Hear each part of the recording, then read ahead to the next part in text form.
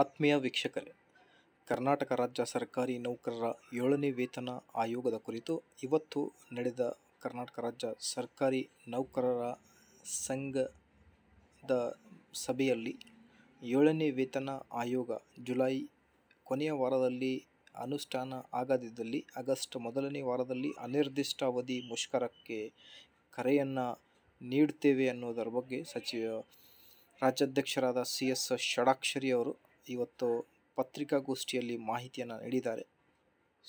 ಇವತ್ತು ನಡೆದ ಸಭೆಯಲ್ಲಿ ಕರ್ನಾಟಕ ರಾಜ್ಯ ಸರ್ಕಾರಿ ನೌಕರರ 7ನೇ ವೇತನ ಆಯೋಗ, ಓಲ್ಡ್ ಪೆನ್ಷನ್ ಸ್ಕೀಮ್ ಮತ್ತು ಹೆಲ್ತ್ ಸ್ಕೀಮ್ ಈ ಮೂರು ಪ್ರಮುಖ ಬೇಡಿಕೆಗಳನ್ನು ಜುಲೈ ಅಂತ್ಯದವರೆಗೆ 7ನೇ ವೇತನ ಆಯೋಗವನ್ನು ಅನುಷ್ಠಾನ ಮಾಡಬೇಕು, ಶಿಫಾರಸ್ಸಿನಲ್ಲಿ ಇದ್ದಂತೆ ಯಥಾವತ್ತಾಗಿ ಎಲ್ಲ ಅನುಷ್ಠಾನವನ್ನು ಮಾಡಬೇಕು ಅನ್ನೋದರ ಬಗ್ಗೆ ಸರ್ಕಾರದೊಂದಿಗೆ ಬೇಡಿಕೆ ಇಟ್ಟಿದ್ದಾರೆ. ಹಾಗಾಗಿ ನೋಡ್ತಾ ಬರೋಣ ಜುಲೈ 31ರ ಒಳಗಾಗಿ 7ನೇ ವೇತನ ಆಯೋಗ ಜಾರಿಯಾಗುತ್ತೋ ಅಥವಾ ಇಲ್ಲ ಅನ್ನೋದರ ಬಗ್ಗೆ ಮಾಹಿತಿ ಮುಂದಿನ ವಿಡಿಯೋದಲ್ಲಿ. ಇದೇ ಥರ ಎಲ್ಲ ಅಪ್ಡೇಟ್ಗೋಸ್ಕರ like, share and subscribe. Thank you.